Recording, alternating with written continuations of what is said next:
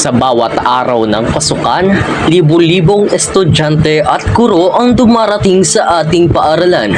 Kasama nila ang tambak ng basura na unti-unting naiipon.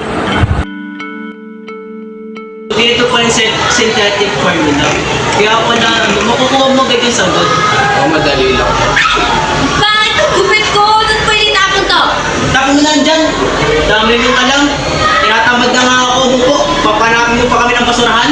Oo nga, isang basura lang yan. Hindi lang malaking bagay. O sige, o yan na. Uy, baka may makakita dyan sa inyo. Tapon niya yung sa basurahan. Dami mo namang alam. Ganyan ka rin naman minsan eh. Tsaka wala naman tao. Tayo lang yung nandito. Walang makakakita niyan.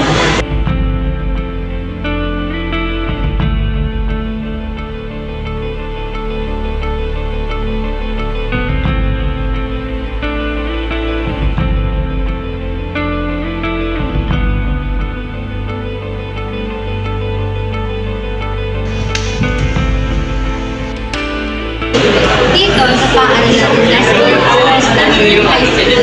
last malinis na hasilin, solid waste problem na atin at paano ito pinagkakilala pa.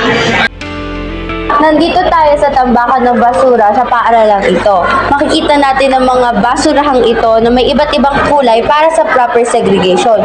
Ngunit makikita rin natin na hindi ito nasusunod. Sa paaralan na ito, may mga itinatag na organisasyon upang mapanatili ang kalinisan ng paaralan. At ito ang YesO. Ako si Lance Jordan Don, ang isa sa mga miyembro ng grupo na gumawa ng Incredible Truck ng Tenara STE. Ang grupo namin ay nag-isip kung ano ang magandang idea para sa truck dahil isa sa mga criteria para manalo ka ay ang uniqueness o out-of-the-box thinking mo para sa design.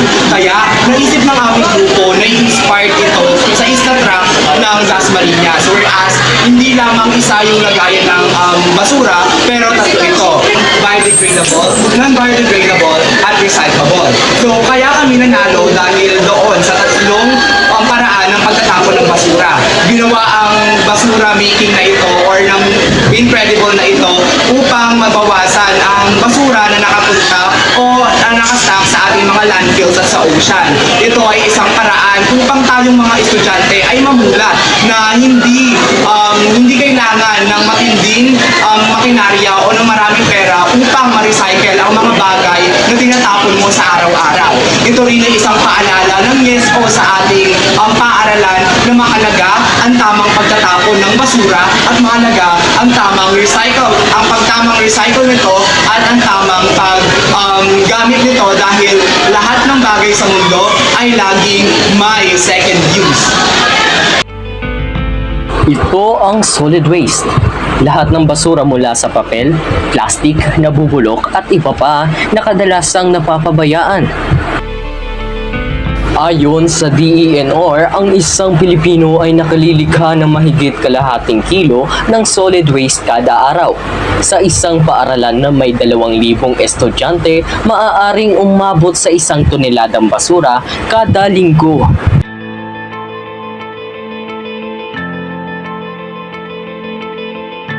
Pag hindi tama ang pagtatapon, maaaring magbara ang mga kanal at magdulot ng pagbaha. Ang nabubulok na basura ay nagiging pugad ng mga langaw at daga na nagdadala ng sakit. Samantalang ang pagsusunog ng basura ay naglalabas ng lason sa hangin na ating nilalanghap.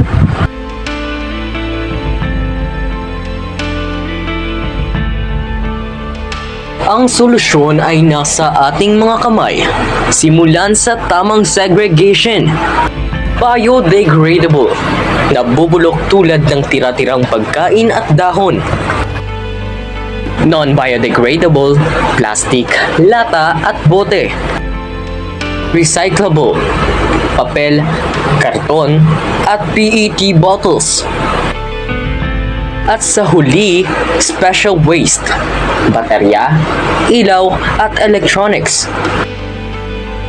Sa simpleng pagbabawas ng basura, muling paggamit ng materyales at pag-recycle, malaki ang mababawas sa tambak ng solid waste. Solid waste management ay hindi lang tungkulin ng janitor o guro. Tungkulin ito ng lahat. Sa bawat papel na iyong nire-recycle, sa bawat plastic na itinapon mo sa tamang basurahan, isang hakbang ka palapit sa mas malinis at mas ligtas na paaralan. Bawat plastic na itinatapon sa bawat basurang iniiwan, may kasamang kwento ng kalikasan na unti-unting nawawala. Pero kaya nating baguhin ang takbo ng kwentong ito. Simulan sa sarili, hikayatin ang iba at sama-sama tayong magtulungan. Dahil sa laban para sa malinis na mundo, walang maliit na kontribusyon. Bawat kilos ay may halaga, ang ating kinabukasan ay nakasalalay sa ating kamay. At ang oras para kumilos ay ngayon na.